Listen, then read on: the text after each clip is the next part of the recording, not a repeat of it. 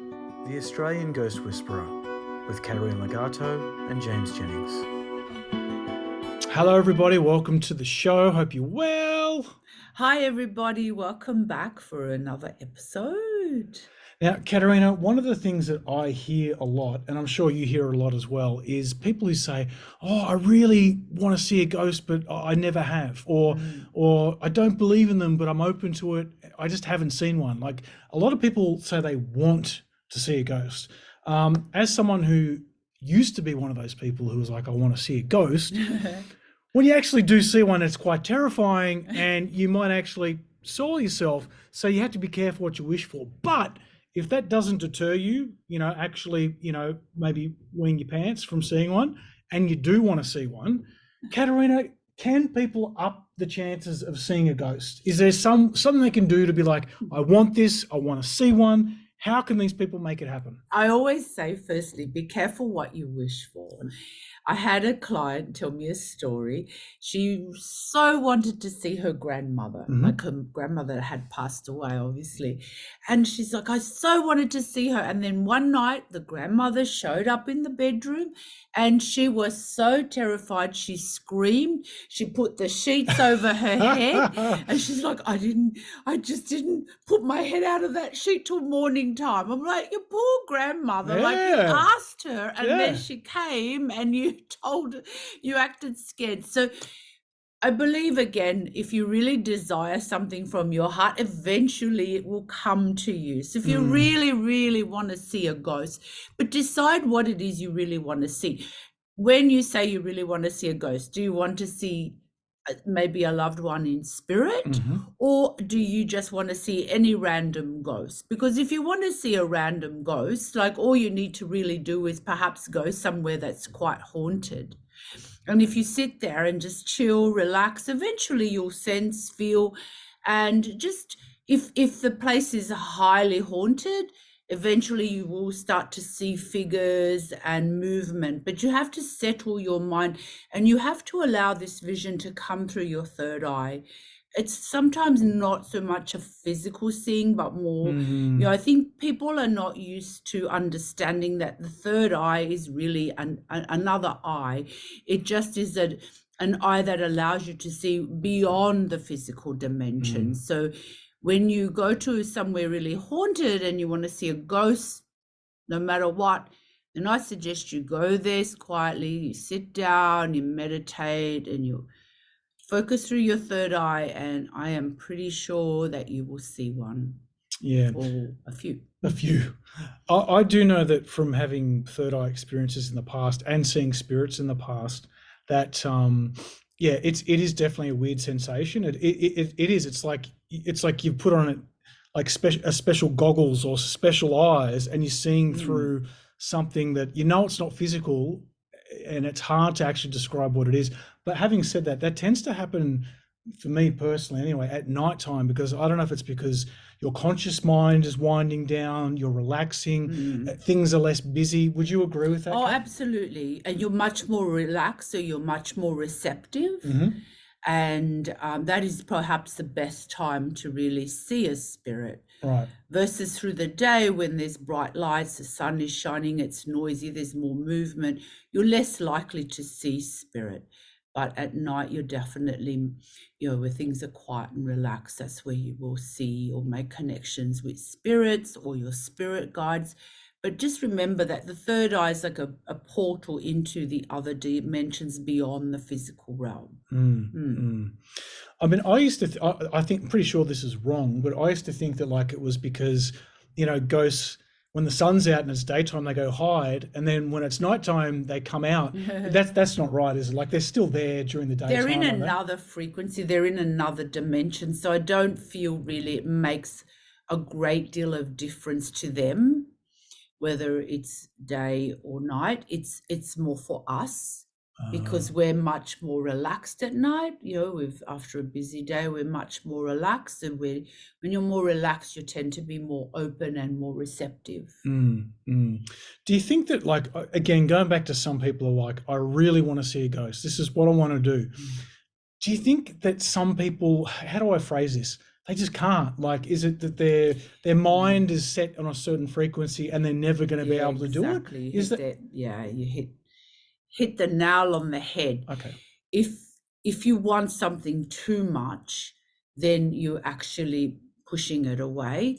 Also, if you're not on the correct frequency, so if you're somebody that you're so in your head, even though you're saying, I really want to see a ghost, but you're somebody that you're so in your head, the ability to see beyond is just, it's going to be almost impossible to be able to see a ghost in those types of circumstances. So you also need to be someone who's quite intuitive and receptive and open to seeing, a ghost or spirit guides or somebody on the other side, a loved one. You have to be kind of open to that. Yeah. And if you're somebody who's meditating and who is open on a regular basis, then eventually that third eye develops more and more.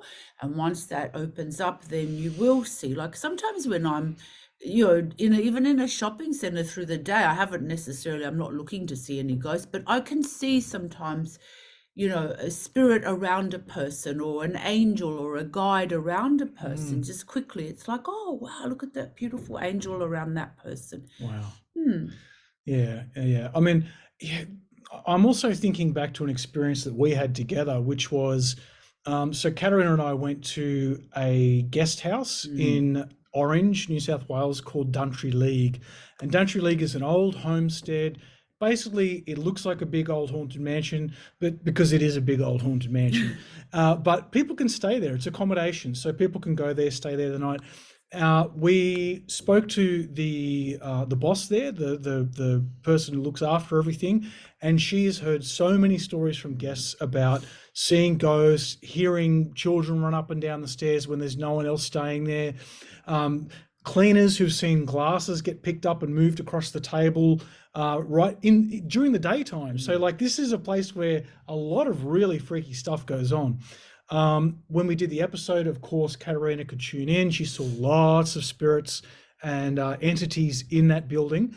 But our camera guy, a lovely chap by the name of Martin, hi, Martin, if you're watching. Martin is from that school of thought of, I have never had a supernatural experience. I'm not sure if I believe it. I really want it to happen. So anyway, Martin decided that not only would he sleep in Duntry League for the night, he would pick the most haunted room, okay? The one where people report the most amount of stuff.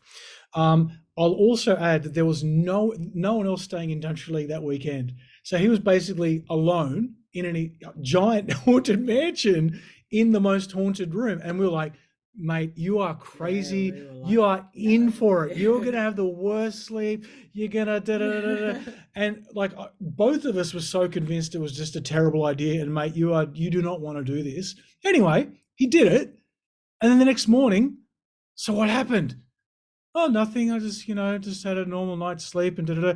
And we were both just like, what? Like how could he? So like, how was that even possible? I know. I think he's too much in his head. Right. And maybe deep down he doesn't really want to see them. Sometimes your head and your heart say two different things. So in his head's going, yeah, I really want to see it. But then maybe when it really came down to it, his heart's going, no, I don't think I want to see anything. Yeah. You can block it out. Yeah. You can go somewhere that is very haunted and all of a sudden it might scare you enough that you can block it out and go, no, I don't want to see, I don't want to feel. So that's your choice. So you won't see and feel. Yeah, Martin's been a hard one to figure out. Yeah, we want to give him the experience, but it's just like, and I say to him, you hang around Katarina Legato enough, you will see a ghost, you will have a supernatural experience. So we've made that pledge to him. So we're going to try and, try and come through with the goods. But the other thing too, look, I may be wrong, but I have a feeling that he may have told us that, okay, so there was one room in Duntry League that used to be a chapel, and it didn't feel haunted at all. It was quite nice, the energy in there. And it was the only room in the entire building that was nice. And I'm pretty sure he told us that he went and stayed there the night. He slept in that room. Yeah, he slept in that room. So, like, there's another reason why he may not have actually... Exactly. See, it's what I was saying. Even though he says he does, but then why go and sleep in the least haunted room if you really want to see a ghost? So, Yeah. So like we know the real deal. You couldn't have paid us enough money. Well, actually, you could have paid us enough money for a handsome enough payday. I would stay there overnight, but it would not for like a cheap amount. You'd have to give me a solid chunk of cash. I would stay there overnight because honestly, that place is crawling with ghosts, Mm, and you can feel it when you're tuned in a bit like we are. mm. You just know, like, and it's just like this place is bad vibes. Don't want to stay here. So anyway, hopefully we can deliver Martin something. But yeah, it's weird, isn't it? Because like again, he's the perfect example of someone who goes, "I want to believe, give me an experience," and I was like, "Dude, you stay there, you're going to get it," but Yeah. he didn't get it. No, so I'm wondering if maybe deep down he doesn't really want to see it. Mm, mm. Yeah. But do you think do you ever, do people ever come to you who are like, I can see the spirit world now and I don't want to, or want to switch it Yeah, off? yeah, of course. So many people, they have had experiences and they just don't want to have them anymore.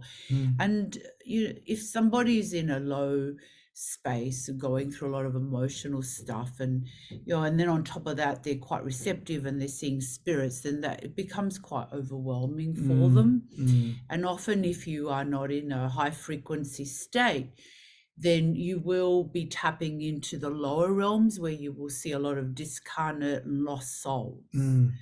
And that can be very scary and Yeah. overwhelming because they're also scared and they're also overwhelmed and lost. So it can amplify those feelings, those emotions within the person who's seeing the ghosts and spirits. And it can become like a real cocktail of a great deal of emotional trauma Mm, almost, for the person and for the spirits, because they're mm. mirroring to each other, they're each other's trauma to each other. That makes Yeah. sense. Yeah. Yeah. So I think I think for me, I feel like if you want to understand the spirit realm, I feel like do it sensibly, Mm, meditate, or find a good group of people that you can do that together, or yeah. join our Patreon and really learn to tap in and Mm, connect with your guides, and do it in a way that's safe, because there's a lot of dangers with connecting with discarnate and lost souls. You can, mm. there's also some very dark entities and demons out there. You don't want to be attracting that into your life. You Yeah. don't want to be drawing that kind of stuff towards you, because that could lead to possession. It could lead to all kinds of very dangerous Mm, things. mm. I was going to say because a lot of people use seances Yeah. to contact the dead, and I have heard so many first-hand stories of people who've Mm, done it and gone, "That was such a bad idea. Really freaky stuff happened. I mm. wish I didn't do it." Obviously, doing that is a bad idea, right? Oh, Seances, yeah. absolutely. Yeah. Ouija Yeah. Because boards. you could, once you open the door to the spirit world, you don't know what is behind that door, who's going to be behind that door, what is going to be behind that door. And once you've let in, a few dark entities or a couple of demons or something, what are you going to do? Like, Mm, you can scream all you want. They don't care. mm, They will come for you.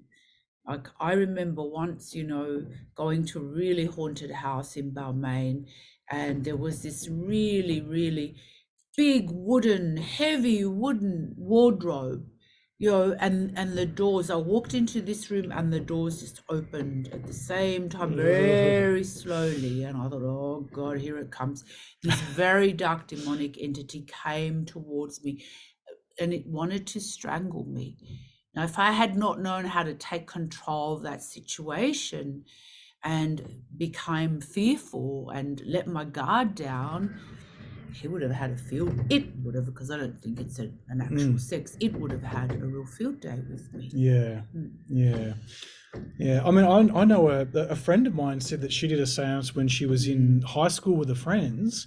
So there's a group of them. So there's multiple witnesses, and they said that a Yeah, glass lifted. levitated off the table and smashed against the Yeah, wall. they can be very angry if you disturb them. Some of them do not want to be disturbed. And you can make them very angry. And, demonic entities are very aggressive beings, and they will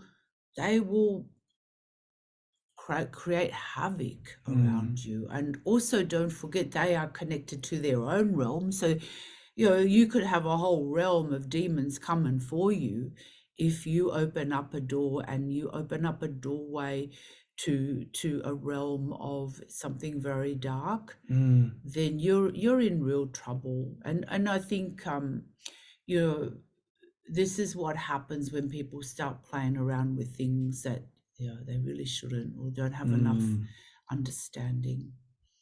Yeah. Yeah. Yeah, I've had lots of people have all kinds of issues that have done stuff like that, Mm. seances and trying to connect with their guides and trying to connect with all kinds of stuff, and they've got no idea. Yeah. Yep. And they end up with, you know, come and they're possessed, they've got entities attached to them, they become sick, they're very frightened, and Mm. it's a terrible thing. It's not fun becoming Doesn't sound possessed like by it. demonic I'm sure it's entities. not. I'm And sure it's clearing not. them's not an easy process either. Yeah. Yeah. Yeah, yeah. I mean, when there is a demonic entity that has possessed someone, when you do clear them, can it usually be taken care of in one session? Is it sometimes multiple sessions? Like, I'm just wondering how big the job is. Does it depend on how powerful the demonic presence Yeah, is? yeah. You have to look, and you know, you need to get rid of it in one session, Yeah. or you can't do it in multiple sessions. That you have to take control of the situation and move it on in one session for however long that will take. Could take an hour, could take sometimes 10 minutes, Mm, could take a few hours. But you have to make sure that you're keeping the person very safe mm, and that they're feeling okay through the whole experiences. mm, mm. And it takes them time to heal from something like that. There's so much trauma associated with possession. Yeah, God, yeah. Mm, Yeah, mm. absolutely. I always think about that story you told me about how you did an exorcism on a guy one time and you had to sit on him Yeah. to keep him because he was fighting so Well, much. the demon was fighting me, and you know, and he started moving around, and the demon was moving his body around to fight me off. That Mm, all I could do was sit on it to keep him still so that I could pour that energy into his body to help him expel it. mm, mm. Yeah. Mm. So going back to people who do want to have a supernatural They're probably experience. thinking about it now. Yeah, Maybe I exactly. don't. Think After twice. listening to us, they're probably going, maybe I don't want to. Exactly. Do it sensibly and decide what it is you really want to experience. Is it you want to experience your angels, your Yeah. guides, or are you just wanting to go out there willy-nilly? That's very dangerous. Mm. I would advise against that. Yeah, because, and we've talked about this on past episodes, obviously one way that people go out and try and want to have a supernatural experience is to go on ghost tours. But as we've said in the past, Katerina is very much against ghost tours, says that it's traumatic for the spirits, can be traumatic for the people who go, but also, and this is crucial, they can follow you home. Do you really want that? And they do. They do, and they can attach to children. I've had plenty of parents bring me kids that they thought for a bit of a night out, they'd take their kids on a ghost tour. And and these kids then began to change, their personality changed, and they had spirits attached to them that they'd picked up at the ghost tour. Very common. Mm. So yeah, it's a very real thing, and it's not just seeing a ghost, it's deciding, like I said, take it seriously, guys. That's all I say. Take it seriously, because Yeah. there are many, many dimensions. Yes, there are the higher dimensions, but there are also many, many lower dimensions that are filled with entities. And they're usually the ones that are the easiest to access. So Yeah. when you are inexperienced, you're most likely to access one of those lower realms. And like I said, there are all kinds of festering, evil, demonic, dark entities in those lower realms. And, you wake them up. Now, good luck. Yeah. If that's not a warning to be careful what you wish for, I don't know what is. Yeah. So look, yeah, I think Katarina's nailed it. You know, if you're going to do it, set an intention to connect with loved ones or higher beings. Try it through meditation. If you do go on a ghost tour, if you do go to a haunted house or a haunted pub, or I mean, those places are everywhere. If you do They're that, pretty haunted. Most pubs are. yeah, exactly. Like, Sorry, so but they are. if you go there with the intention of wanting to tap in, it might happen. But again, you've got to be careful what you're tapping into. So there you go. Be careful what you wish for. Yeah, exactly. Think about it. Yeah. Yeah. Okay. All right. Well, thank you, Katarina, for your expertise once again. Thank you for listening and watching. We appreciate your support. And please throw us a comment, throw us a like, and we'll be back again next week with more supernatural shenanigans to entertain you with. Bye, everybody. Thank you. See you, everyone. Thanks, Kat. Thank you, James. Bye, everyone. To gain access to private spiritual development classes, guided meditations, and live Q&As with Katarina, please visit www.patreon, that's patreon.com/The Australian Ghost Whisperer.